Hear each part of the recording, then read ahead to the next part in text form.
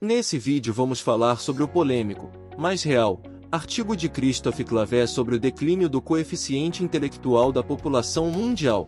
Esse vídeo é baseado em seu artigo publicado no jornal italiano Italiotti. Mas antes de aumentar o seu QI com esse vídeo, aumente nosso like e nosso número de inscritos. Curta, compartilhe e se inscreva, assim você ajuda o canal a trazer mais assuntos interessantes.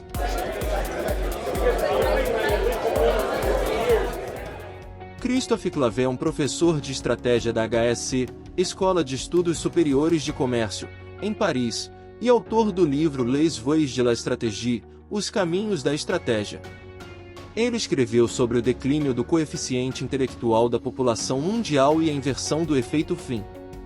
O QI médio da população mundial, que sempre aumentou desde o pós-guerra até o final dos anos 90, diminuiu nos últimos 20 anos. É a inversão do efeito Flynn. O efeito Flynn é o nome dado para o aumento constante do índice de acerto média da população mundial nos testes de QI.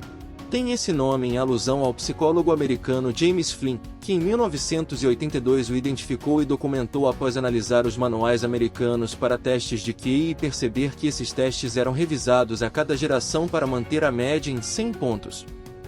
Parece que o nível de inteligência, medido pelos testes, diminui nos países mais desenvolvidos. Pode haver muitas causas para este fenômeno. Um deles pode ser o empobrecimento da linguagem. Na verdade, vários estudos mostram a diminuição do conhecimento lexical e o empobrecimento da linguagem.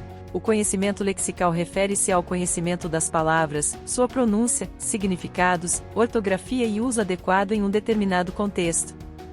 É uma parte importante do conhecimento linguístico e envolve a compreensão de um grande número de palavras e expressões em uma língua. O conhecimento lexical é construído ao longo do tempo, através da exposição às palavras em diferentes contextos e da prática em usá-las corretamente. É um componente fundamental da habilidade de comunicação em uma língua. Não é apenas a redução do vocabulário utilizado, mas também as subtilezas linguísticas que permitem elaborar e formular pensamentos complexos. O desaparecimento gradual dos tempos, subjuntivo, imperfeito, formas compostas do futuro, particípio passado, dá origem a um pensamento quase sempre no presente, limitado ao momento, incapaz de projeções no tempo.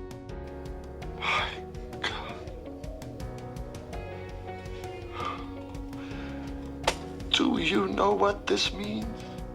A simplificação dos tutoriais, o desaparecimento das letras maiúsculas e da pontuação são exemplos de golpes mortais na precisão e variedade de expressão.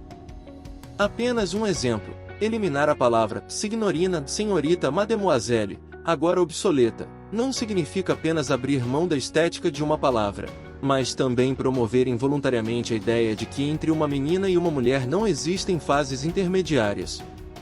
Menos palavras e menos verbos conjugados significam menos capacidade de expressar emoções e menos capacidade de processar um pensamento. Estudos têm mostrado que parte da violência nas esferas pública e privada decorre diretamente da incapacidade de descrever as emoções em palavras. Sem palavras para construir um argumento, o pensamento complexo torna-se impossível. Quanto mais pobre a linguagem, mais o pensamento desaparece. A história está cheia de exemplos e muitos livros. George Orwell, 1984, Ray Bradbury, Fahrenheit 451, contam como todos os regimes totalitários sempre atrapalharam o pensamento, reduzindo o número e o significado das palavras. Se não houver pensamentos, não há pensamentos críticos. E não há pensamento sem palavras. Como construir um pensamento hipotético dedutivo sem o condicional? Como pensar o futuro sem uma conjugação com o futuro? Como é possível captar uma temporalidade, uma sucessão de elementos no tempo, passado ou futuro, e a sua duração relativa, sem uma linguagem que distinga entre o que poderia ter sido, o que foi, o que é, o que poderia ser, e o que será depois do que pode ter acontecido? Realmente aconteceu?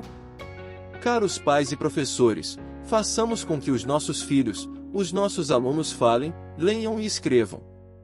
Ensinemos e pratiquemos o idioma nas suas mais diversas formas. Mesmo que pareça complicado. principalmente se for complicado. Porque nesse esforço existe liberdade. Aqueles que afirmam a necessidade de simplificar a grafia, descartar a linguagem dos seus defeitos, abolir gêneros, tempos, nuances, tudo o que cria complexidade, são os verdadeiros arquitetos do empobrecimento da mente humana. Não há liberdade sem necessidade. Não há beleza sem o pensamento da beleza.